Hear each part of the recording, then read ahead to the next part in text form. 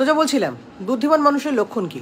Number 1, সে কোনো কাজ শুরু করার আগে ঢাকঢোল বাজাবে না। নাম্বার 2, 100 ভাগ শেষ না হওয়া পর্যন্ত সে কাউকে ইনফর্ম করবে না। নাম্বার 3, বলবে কম, শুনবে বেশি। নাম্বার 4, অযৌক্তিক অপ্রয়োজনীয় ফালতু লোকের সঙ্গে তর্কে জড়াবে না, যেখানে তার এনার্জি, শব্দ, মানসিকতা সব নষ্ট হয়। নাম্বার 4, সেলফ অ্যাপ্রুভাল নেবে, অর্থাৎ অনেকের কাছ থেকে অনেক সাজেশন পেতে পারে, কিন্তু করবে সেটাই যেটা সে নিজে মনে করছে, অর্থাৎ সেলফ অ্যাপ্রুভাল, যেটা তার বেস্ট মনে হচ্ছে সেটা সে করবে।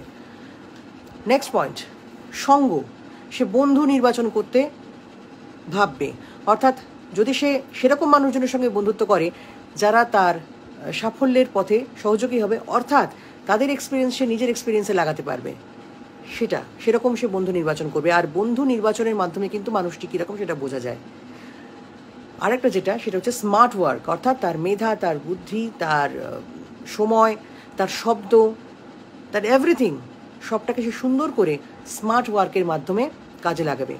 বুদ্ধিমান মানুষের এই হচ্ছে কোয়ালিটি, হার্ড ওয়ার্ক নয়, স্মার্ট ওয়ার্ক, অর্থাৎ যেটা সে করছে সেটা সুন্দর করে অ্যাপ্লাই করছে, আর তার প্যাশন, তার ভালোবাসার জায়গা, সেখানে হার্ডওয়ার্কের জায়গা নেই, দ্যাটস এ স্মার্ট ওয়ার্ক।